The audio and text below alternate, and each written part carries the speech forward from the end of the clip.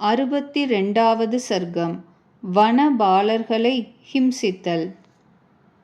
வானரர்களின் தலைவரும் வானரோத்தமருமான ஹனுமார் அவர்களை பார்த்து, வானரர்களே, நீங்கள் கவலையில்லாத மனத்தினர்களாய் மதுவை பானம் செய்யுங்கள்.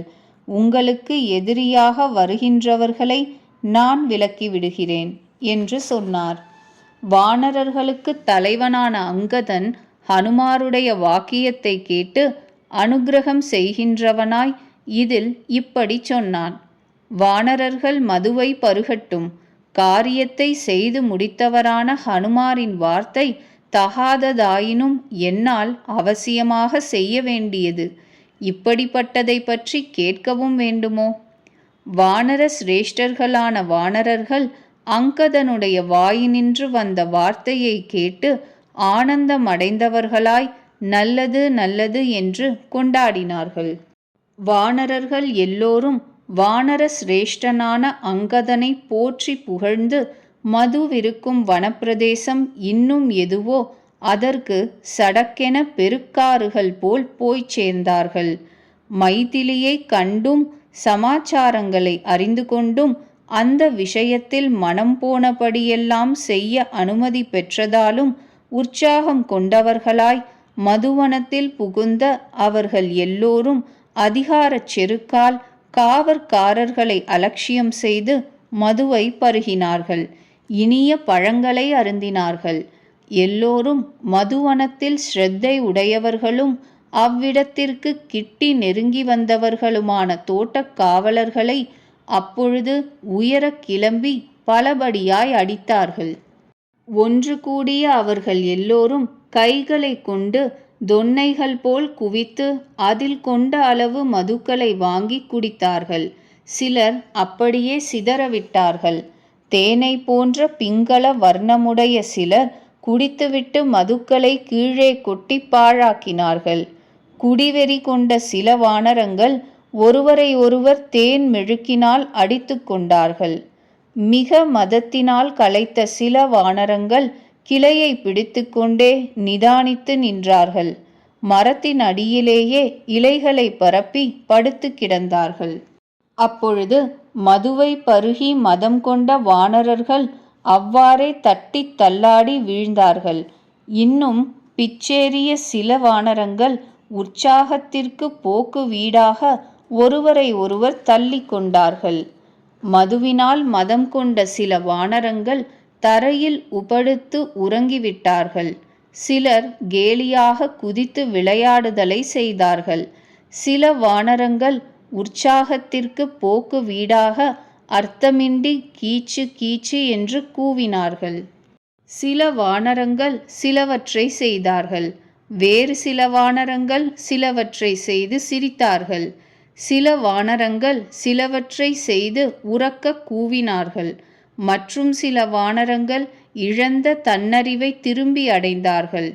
அப்பொழுது இங்கு ததிமுகனுக்கு வேலைக்காரர்களாகவும் தேன் காவலர்களாகவும் எவர்கள் இருந்தனர்களோ அவர்கள் அந்த மிகு பலமுள்ள வானரர்களால் அடக்கப்பட்டவர்களாய் மூலை மூலையாய் ஓடிவிட்டார்கள்.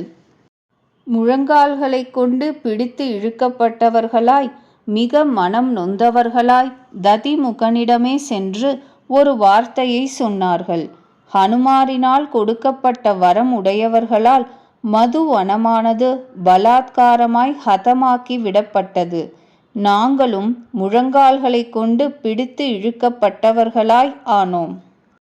காவல்காரனான ததிமுகன் என்ற வானரன் மதுவனம் ஹதமாய் விட்டதை கேட்டு சினம் கொண்டவனாய் இருந்த போதிலும் அந்த வானரர்களை அவ்விஷயத்தில் ஆறியிருக்கச் சொன்னான். இதோ வாருங்கள், நாம் போவோம்.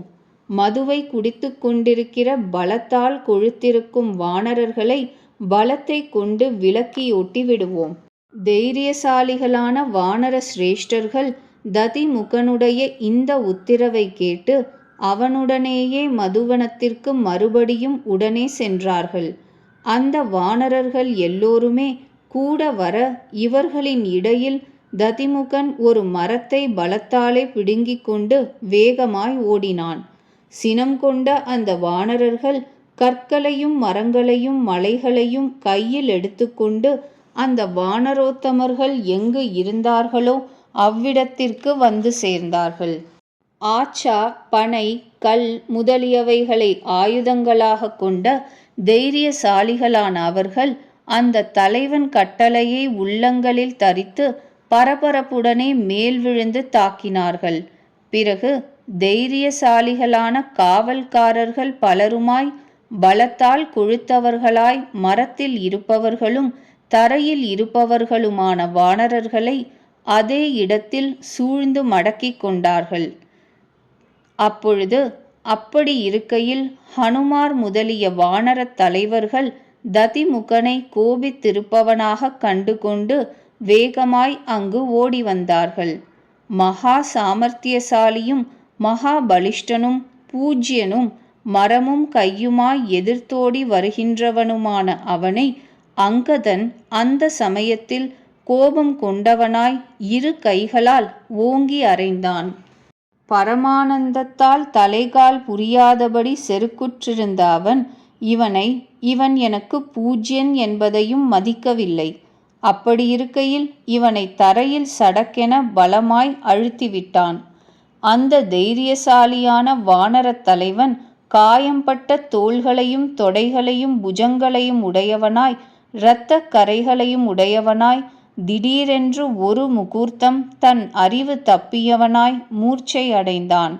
ராஜாவுக்கு மாமனான அவன் உடனே நெளிந்து எழுந்து இன்னும் அதிக கோபம் கொண்டவனாய் மதுவால் மதிகெட்ட வானரர்களை தடி கொண்டு தடுத்தான். வானரத் தலைவனான அவன் அந்த வானரர்களால் விடுபட்டவனாய் உடனே தனியான இடத்தை அடைந்து கூட வந்த தனது வேலைக்காரர்களை பார்த்து பின்வருமாறு சொன்னான். இவர்கள் கிடக்கட்டும். நமது நாதனும் பெரும் கழுத்துடையவரும் சுக்ரீவர் என்பவருமான வானரர் ஸ்ரீராமரோடு கூட எங்கு இருக்கின்றாரோ அங்கு நாம் போவோம். அரசரிடத்தில் குற்றம் எல்லாவற்றையும் அங்கதனிடத்திலேயே சொல்லுவிக்கிறேன். விஷயத்தை கேட்டு உடனே கோபமடைந்தவராய் வானரர்களை வதை செய்து விடுவார். ஏனெனில் தேவர்களாலும் அணுக ஒண்ணாததாய் தலைமுறை தலைமுறையாய் வந்ததும் ரமணீயமானதுமான இந்த மதுவனம் மகாத்மாவான சுக்ரீவருக்கு இஷ்டமானது. அந்த சுக்ரீவர் தேனுக்கு ஆசைப்பட்ட அல்பாயுசுக்களான இந்த வானரர்கள் எல்லோரையும் இஷ்டமித்திரர்கள் உட்பட ஒரு தடி கொண்டு தொலைத்து விடுவார். அரசன் கட்டளையை மீறின இந்த துராத்மாக்கள் கொல்லப்பட வேண்டியவர்கள்தாம். தாங்க முடியாதபடி மேலெழுந்த நமது ரோஷம் சபலமாய் முடியப் போகிறது. மகா பலவானான ததிமுகன் தோட்டக்காரர்களை பார்த்து இப்படி சொல்லி தோட்டக்காரர்களுடன் கூடினவனாகவே உடனே கிளம்பிச் சென்றான்.